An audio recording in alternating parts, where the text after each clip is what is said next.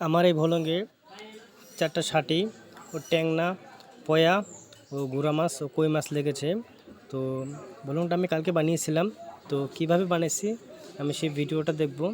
তো আমি বিলে এই ভলং পাচ্ছিলাম। এই ভলংটা পাততে জিআই তার ও জাল দিয়ে বানানো সম্ভব, কারণ কাঠের তৈরি ভলংগুলা যেগুলো বাঁশের বাতা দিয়ে তৈরি হয়, ওইটা 1 বছর পর ওটা পচে যায়, ভেঙে যায়। আর আমার এই জিআই তার দিয়ে ভলং বানালে কোনো সমস্যা হয় না।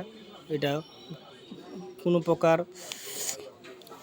জংও ধরে না, জালও চিরে না, এবং ভলংটা খুব ভালো, টেকসই, মজবুত। একবার এটা বানালে 3 হতে 4 বছর টেকসই করে। তো আমি ওয়ার্কশপের দোকান থেকে জিআই তার দিয়ে 3টা ত্রিভুজ আকার করে নিছি।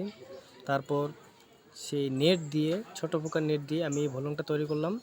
তো করার পর 2টা ঘোপ বানিয়েছি। তো এই ঘোপ 2টাতে একবার মাছ ঢুকলে দ্বিতীয়বার ওই মাছটা ফিরতে পারবে না, বাইর হইতে পারবে না, কোনো বাইর হওয়ার কোনো অপশনই নেই। আর যে ভলংটা হয়েছে সেটা খুব ভালো হয়েছে। আর ভলংটাতে যে ঘাইগুলো আছে, মাছগুলো ঢুকলে বাইর হতে পারবে না। এখানে যে কোনো মাছ, ডেরকা মাছ থেকে শুরু করে বড় বড় শাটি মাছ, চ্যাং মাছ, শোল মাছও ঢুকতে পারবে। আর ঢুকলে আর বাইর হওয়ার কোনো সম্ভাবনা নেই।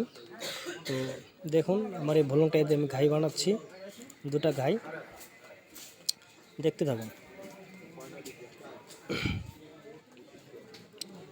ঘাই 2টা অনেক ভালো হয়েছে। তো আমি আজকে সকালে ভলংটা খেতে পাতে দিয়েছিলাম। তো ওখানে আমাকে আধা পোয়ার মতো মাছ লাগছে এই ছোট্ট একটা ভলঙ্গে। তো আমার ঘাই 2টা বানা কমপ্লিট হইলো।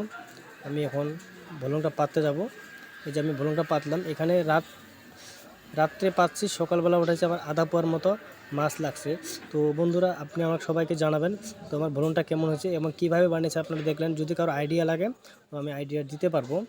তো কাঠের ভলঙ্গের এই